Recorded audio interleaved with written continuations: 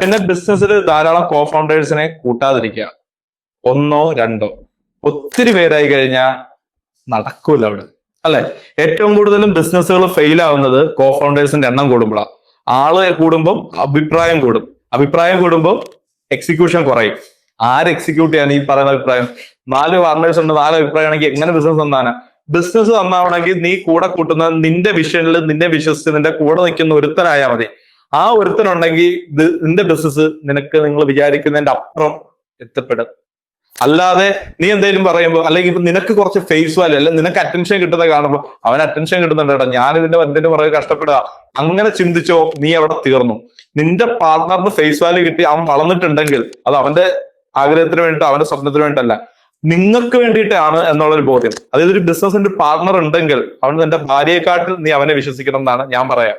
അതായത് എന്റെ ഭാര്യയ്ക്ക് അറിയാത്ത പല രഹസ്യം എന്റെ പാർട്ട്ണർ അറിയാം. കാരണം അത് ബിസിനസ് പരമായിട്ടുള്ള പല കാര്യങ്ങളായിരിക്കും. കാരണം പാർട്ട്ണറിനെ വിശ്വസിക്കാതെ, അതായത് ഞാൻ പല ആളുകളും കണ്ടിട്ടുണ്ട്, പാർട്ട്ണർ ഇവനെ വിശ്വസിച്ച് കഷ്ടപ്പെടുമായിരിക്കും, ഇവന് ഇപ്പത്തോട് അടുത്ത റവന്യൂ വേറെ ഉണ്ടാക്കാം. അങ്ങനൊക്കെ ചെയ്യുന്നവന് ഉറപ്പായിട്ട് എവിടെ എത്താനാണ് ഭായി?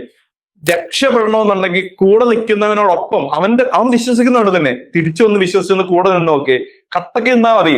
വലിയ പാടൊന്നുമില്ല ബിസിനസ് വളരാൻ.